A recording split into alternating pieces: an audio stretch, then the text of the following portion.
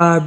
कुकू, मैं आखिरी बार बोलता हूँ, ये आम मुझे खाने दो। क्यों जग्गू, मैं अपना आम तुम्हें क्यों दे दूं? इसे मैंने खोजा है तो ये आम मैं ही खाऊंगा। हाँ, अगर तुम्हें खाना है तो आधा आम खा ले। नहीं नहीं, आधे से मेरा पेट नहीं भरेगा, मैं पूरा आम खाऊंगा। तुम देते हो या मैं अपनी मम्मा को बुलाऊं? नहीं दूंगा, आधा खाना है तो खाओ, मैं पूरा आम तुम्हें नहीं दूंगा। ये बोलकर चिड़िया का बेटा आम खाने लगता है। कुकू को खाते देख जग्गू तो गुस्से में लाल पीला हुए जा रहा था। कुकू अभी तक आम खा ही रहा था, तभी गौरी कवि उसे मारते हुए आम छीन लेती है। क्यों रे चिड़िया के बच्चे, मेरे बेटे को रुला के तू मजे से आम खाएगा। गौरी आंटी, आप मुझे न मारें, पहले पूरी बात सुन ले। आम को मैंने खोजा था, जग्गू तो मुझसे लूट के अकेला ही खाना चाहता था।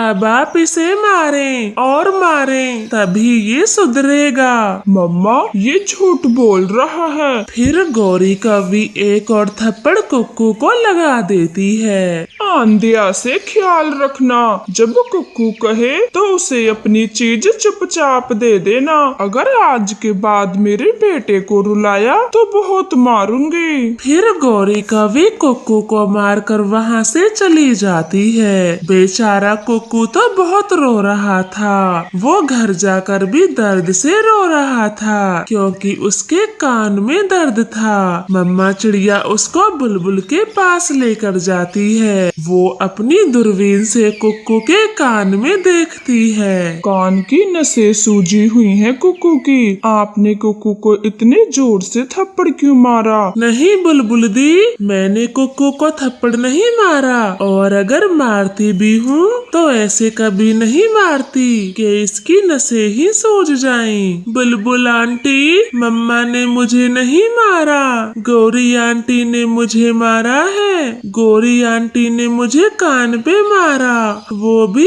इसलिए मैंने जग्गू को अपना आम नहीं दिया, वो मेरा पूरा आम खाना चाहता था। पता नहीं ये गौरी किस मिट्टी की बनी है, जरा जरा सी बात पर बच्चों पे भी हाथ उठाती है। मैं अभी जाती हूँ गौरी के घर और कहूँगी मेरे बेटे को क्यों मारा। जाने दे चिड़िया बहन, वो गौरी कवि तो ऐसी ही है। अगर तुम उससे कहने जाओगी तो उल्टा तुम्ही से लड़ जाएगी। मैं ये ड्रॉप दे रही हूँ, 3 बखत कान में डालने से दर्द ठीक हो जाएगा। रानो चिड़िया बुलबुल की बात मान लेती है। वो अपने बच्चे को लेकर सीधा घर आती है, मगर गौरी को तो बच्चों को मारने में जरा भी शर्म नहीं आती थी। वो अपने बेटे जग्गू को डांटने की बजाय हमेशा दूसरे के बच्चों को ही मारा करती।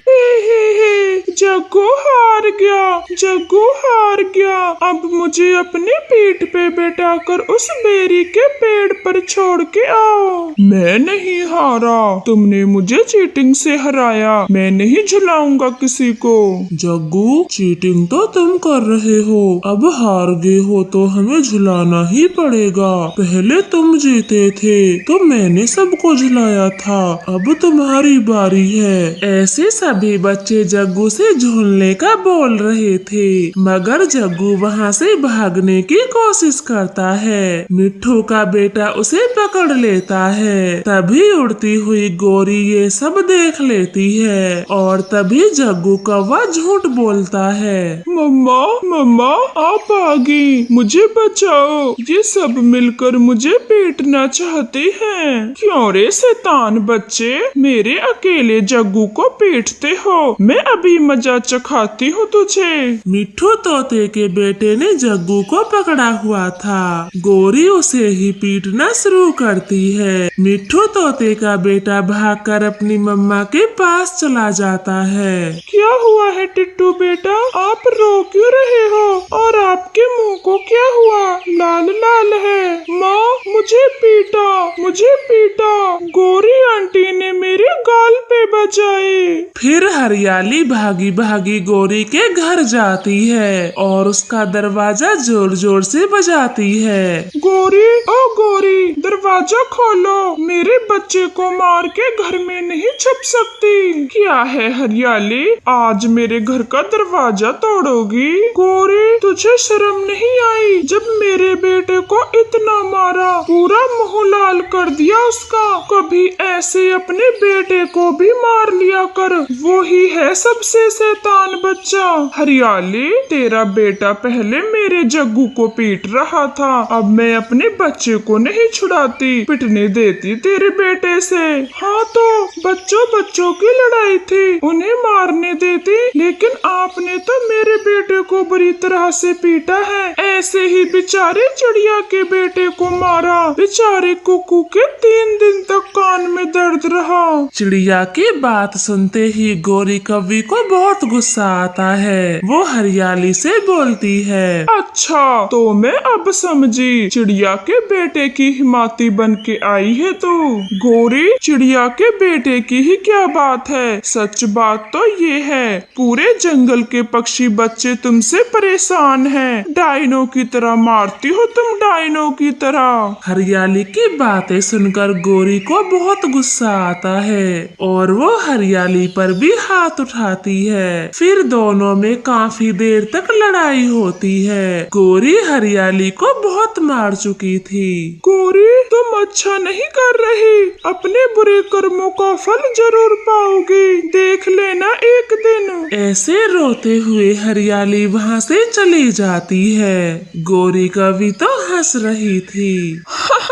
जा मोटी कहीं की, वरना तेरी मार मार के चटनी बना दूंगी। हरियाली रोते रोते वहाँ से जा रही थी। रास्ते में उसे रानो चिड़िया रोक लेती है। क्या बात है हरियाली, आप रो क्यों रही हो?